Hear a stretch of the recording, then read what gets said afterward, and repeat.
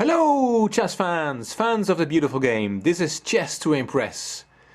The 10th of March 2005 was a sad day for chess. Garry Kasparov retired on that day, and today I want to show you the last game of his career. Yes, he played some exhibition games after this date, but that was never with the classical time control. This is his last official game. It was in the 2005 Linares tournament, Linares in Spain. Kasparov's favorite tournament, and he won that tournament. He already had won it before the last round, and I have a quote for you at the end where he says that he found it difficult to concentrate, knowing it was his last game and knowing that he already won the tournament. He's playing black here against Veselin Topalov, and this is the position after 18 Queen f8 to f6 from Kasparov. Queen, Rook and Knight for both parties and 7 pawns. Position is equal. Here Topalov played c3, and instead of taking on c3 and then the b file might open up, Kasparov sacrifices a pawn, which is the right decision. He played Rook f8 here, activating his rook. Topalov took the pawn, so he's a pawn up now, but Kasparov has sufficient compensation.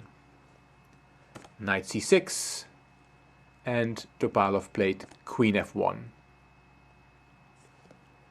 Now after the game, Kasparov showed that he should have played Queen d8 here, with the idea of going to b6 with his queen, and then he has an equal position even though he's a pawn down.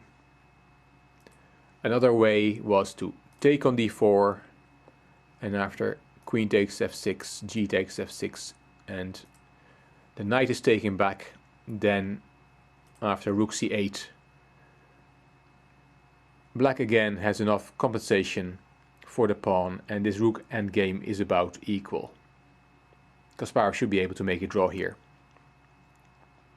But very surprisingly, Kasparov went into a pawn endgame by playing queen takes f1 check. Rook takes f1, rook takes f1 check, king takes, knight takes d4, c takes d4, and here we have this pawn endgame, a pawn down. And a lot of people, when this game was played, were saying, why does he do this? Why does he go into a tricky pawn endgame if he has enough compensation for the pawn with the pieces on the board? Kasparov played d5, king f2, king e7, king f3, king f6. Both players bring their king closer to the action, closer to the center. h4,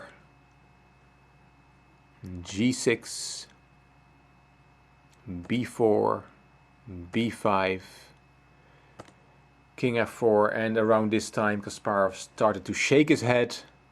There's a video on YouTube where you can see the last few minutes of the game. He's always been very expressive, and it was no different in this last game of his career. h7, h6 Kasparov played, but he knew he was lost, and after king g4 Kasparov resigned. He may have missed some chances in the pawn endgame, but it was very difficult, and it would have been easier keeping the pieces on the board, easier to prove compensation for the pawn down instead of this very difficult pawn endgame, which went wrong.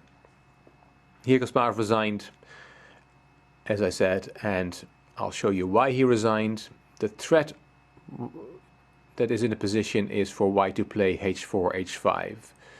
So let's see if black allows that. If Kasparov, for example, would have played a waiting move a6, then h5 is a way to win. And if this pawn is taken, then there is king takes h5, king g7, and then one of the ways to win is e takes d5, e takes d5, g4, king h7, Kasparov has to keep protecting the pawn, because losing the h6 pawn, then the g pawn will be too strong. But it's too strong anyway. g5, and you have to take this. And after king takes g5, it's clear that white will win, because he's going to walk to the queen side, pick up the d5 pawn, and then his pawns will promote. One of his pawns will promote. So after h5, if that would have come on the board, you don't have to take that one, of course. You could also, for example, play g5, but that wouldn't have helped either, because now a3 is a very strong move, a waiting move, a tempo move, and if the king goes to g7, then e takes d5, e takes d5, and the king penetrates, king f5. After a3 you can also take on e4, but then white undoubles his pawns, d takes e4, and he can make a passed pawn, king f7. After king f7, e5 is a very strong move, and now the extra pawn will guarantee the win for white. One last variation after h5 is king f7, but then h takes g6, king takes g6, king f4, king f6, and g4, and this will win the game, which is easy enough to see. For example, d takes e4. What else is there? D takes e4, king g6, but then there's king e5, and again the white king penetrates and white wins. So that is the threat of h4, h5.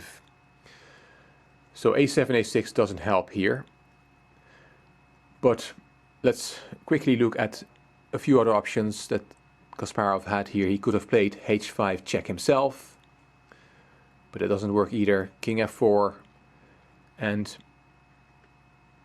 if black plays a6, then white plays a3. Black is in zugzwang, and for example king f7, king e5, again the king penetrates, the white king penetrates. One last option is to play g5 instead of a6 or h5 check, but then h takes g5, h takes g5, and now the king penetrates on the other side on h5, and black sooner or later will have to let go of the pawn on g5, and then the g pawn will decide the issue.